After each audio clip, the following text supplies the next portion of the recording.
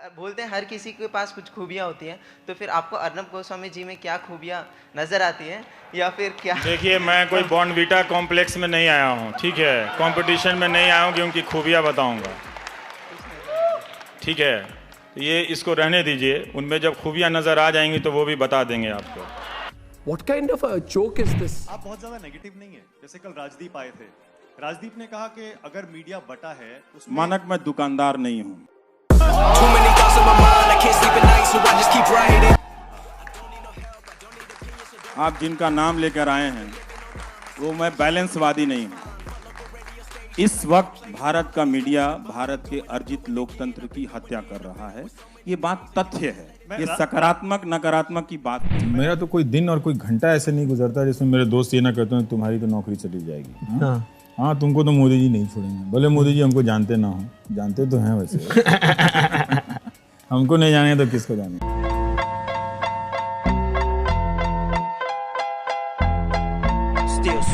क्यों सत्ता में बैठे हुए राजनीतिक दलों के प्रवक्ताओं की भाषा में इतनी तलखी है, इतना झूठ, इतना सारा चीज क्यों है भाई? थोड़ा हंसा भी कीजिए, दिवाली होली में बुलाया भी कीजिए। ये और बात है, मैं गया नहीं उनसे कहने के लिए कि आप क्यों नहीं मुझे बुलाते हैं। मैं उनसे ये भी नहीं कहने गया कि आप मेरे कार्यक्रम में अब क्यों नहीं आते। मैं उनकी भावना का सम्मान करता हूं। मैं भी एक लीला देख रहा हूं कि जिस वक्त आप अपने आप को सर्वशक्तिशाली होने के क्षण में महसूस कर रहे हैं, उसी वक्त में एक मामूली पत्रकार से आप डरे हुए हैं।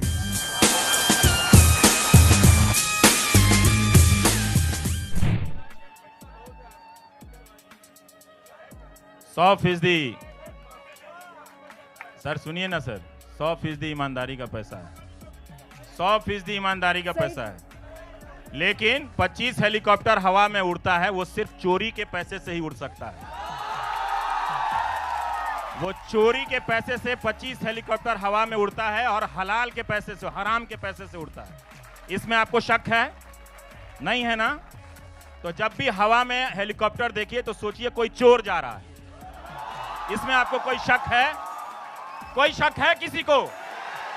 बताइए, 25 हेलीकॉप्टर कहां से उड़ता है पैसा? बताइए मुझे आप।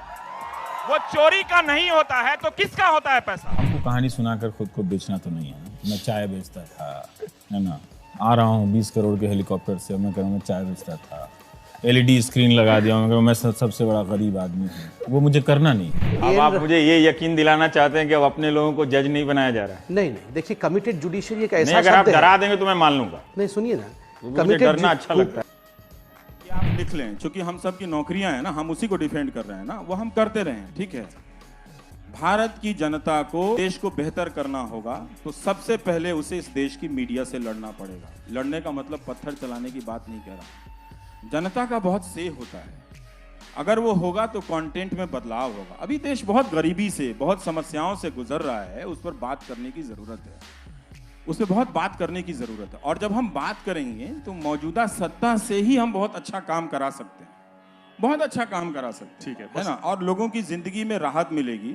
जब मैं नौकरी सीरीज कर रहा था, आप कभी जिंदगी में नहीं कर पाएंगे, दुनिया का कोई प्राइम टाइम का एंकर 8 महीना जो नौकरी सीरीज नहीं कर पाएगा। देखिए, 2014 से पहले वो लोग मुझे तो बहुत कहते थे कि मैं देशभक्त हूँ। उनके जो बहुत सारे मंत्री हैं वो मुझे मैसेज करते थे कि आपके जैसा हिम्मती पत्रकार हमने नहीं देखा, जब मैं कांग्रेस की सरकार में सवाल करता था। तो अब दिवाली मिलन होता तो उसमें भी नहीं बुलाते हैं। तो अब वो बड़े होके इतने छोटे हो जाएंगे, मुझे नहीं पता था कि दिवाली मिलन में भी नहीं बुला रहे हैं। ये उनको सोचना चाहिए, नहीं आते मेरे जैसे पत्रकारों के व्हाट्सएप नंबर पर गालियां छोड़िए, मारने और बलात्कार की धमकियां सामान्य हो गई हैं। जिन ट्रोल को हम अनजान समझते थे, कंप्यूटर पर नकली आईडी से बनी सेना समझते थे, वो अब अपना नकाब उतार चुके हैं। वो तरह तरह के ऐसे संगठनों के सदस्य के रूप में सामने आ रहे हैं जिनके आगे कभी हिंदू तो कभी गौ रक्षा तो कभी सनातन लिखा होता है। एक दिन मेरे हाथों से मरेगा तू, दौड़ा दौड़ा के मारूंगा, यहाँ से पाकिस्तान लेके जाऊंगा जहाँ तुम्हारा घर है। इसने एक लेटर पैड भी भेजा साबित करने के लिए कि बजरंग दल से ही जुड़ा है। मेरी माँ के बारे में जो कहा गया उसे मैं रहने देता हूँ। वैसे भी मुझे माँ की तस्वीर का सहारा लेकर नोटबंदी की तरह सहानुभूति नहीं बटोरनी है। गजब बेइज्जती है। इस रास्ते से चल कर आए हैं, ये जो कॉरिडोर की बात हो रही है, जिसके बारे में माननीय प्रधानमंत्री ने शायद ऐसा कहा था कि उन्होंने काशी को मुक्त करा दिया है। तो ये बहुत अच्छी बात है कि लोग मुक्ति के लिए काशी आते हैं और उन्होंने काशी को मुक्ति दिलाई। वृंदावन से मुझे किसी ने कहा कि रवि जी समस्या ये है। मैंने कहा आप इतना क्यों चिढ़ते हैं, मैंने क्या कर लिया है? मैं 10 बजे के बाद तो घर चला जाता हूं, कहीं दिल्ली में घूमता भी नहीं। समस्या यह है कि आप सनातनी नहीं हैं। मैंने कहा अरे भाई साहब, मैं सनातनी हूं, मैं तनातनी नहीं हूं। ये तनातनी मत कीजिए मुझसे।